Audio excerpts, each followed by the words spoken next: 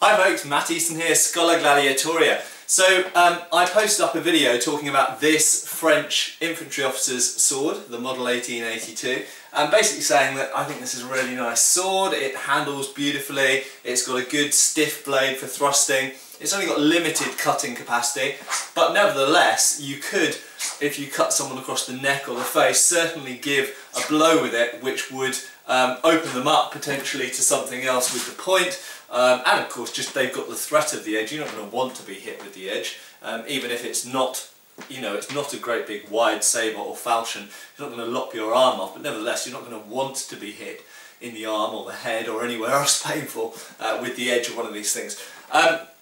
But my good friend Reinus Rinker, who's an excellent fencer and friend of mine, and I don't think we've ever actually competed or fenced with each other, but we've been in tournaments together many a time, and he's a very good fencer. He commented quite astutely, he said, "So Matt, would that be an example of a good spadroon?" And yes, you caught me out there. So many moons ago, probably about 2 years ago now I'm guessing, without checking, I made a video where I basically said how I hated spadroons. Okay, what is a spadroon? Well, at the time I was using this, the 1796 pattern infantry officers spadroon, British infantry officers spadroon, and I really don't like these swords. Now, they do have some variation, some are better than others, and I have to say some have blades more like the French 1882 that I was just showing, but the majority don't. The majority have blades which are pretty rubbish at cutting, or at least as rubbish as any of these other quite thrust-centric swords. Pretty rubbish at cutting, and they're not very good at thrusting, and that for me is the cardinal sin, because if you're making a sword that's essentially a thrust-centric blade, why would you want to make it bad at thrusting? It's bad at thrusting and bad at cutting, so therefore the perfect encumbrance, as it was sometimes known.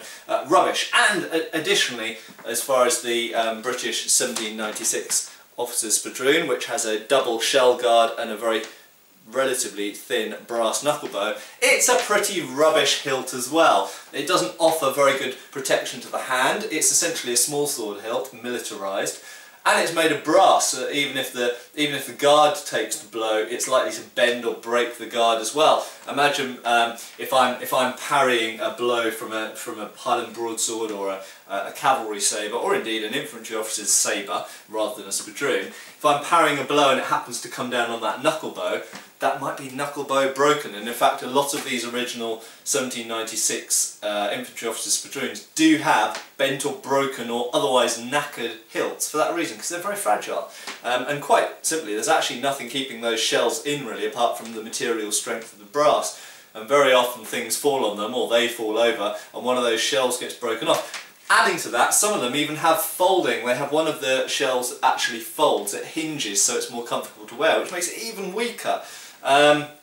So I do not like these things, and I can completely understand why so many infantry officers who actually knew about swords or cared about swords or thought they might use a sword, or in some cases did use their swords, didn't use this, and they switched to using more substantial sabres, and essentially that's why sabres came in as infantry officers' swords instead of these horrible things. So I'm quoted occasionally, and people make jokes about the fact that I hate spadroons, but you know, I have to caveat that, and I must also defend myself slightly. I did say this at the time, there are better spadroons than this, and the French 1882 is basically an example of that. Now, it has been pointed out to me that in France a sword is defined by its hilt design, so this would be known as a sabre or sabre.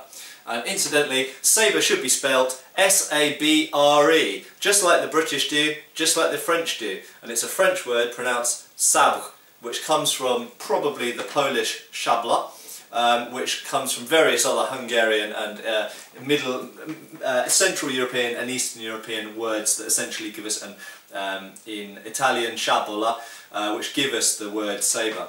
And for some reason the Americans spell it S-A-B-E-R, unlike the French or the English. I don't know why that is, but anyway. The sabre or sabre in France at least is defined by the hilt. However, if we look at the blade of this, as I've said before, this isn't really a sabre. I mean, if you're going to call this a sabre, why not just call a rapier a sabre? Why not call a longsword a sabre? You may as well call everything a sabre if you call this a sabre, in my point of view. But I don't write the rules, unfortunately. The world would be a better place if I did. But as far as I'm concerned, a sabre is a curved blade. Because if you're not going to go, okay, a sabre is a curved blade, then, like I say, you may as well call everything a sabre. Anyway, coming back to the point, whether we call this a spadroon or a sabre is by the by. What actually matters at the end of the day is not what I call it. What matters is it a good sword or not, and can I defend myself with it, and can I incapacitate or kill my opponents with it? And the answer in the case of this sword is obviously yes, you can defend yourself and kill your opponents with pretty much any sword. And this is a good sword. I would call this a good sword design. It handles nicely, it's robust, it's got good hand protection, it's well made, good quality, it's much stiffer blade in the thrust. If I'd have a, here we go, let's grab a stool. Well, I'm not going to stab myself in the hand for your benefit, but if I push the blade, you'll see it doesn't, that's with quite a lot of force, it only diverts slightly.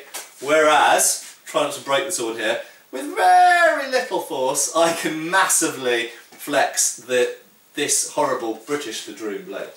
So you can see there that from a thrusting perspective, the French sword is superior to this British sword. It is a stiffer blade, and I would argue it's a better cross section, which contributes to the stiffness, and it's this one's more pointy, but that's just because the British one's just lost a little bit of metal off the tip. But it has a thicker point as well, so this will be more robust and resisting damage. It's thicker at the point, and the British spadroon is very thin and flat at the point, which is one of the reasons why it's so flexible.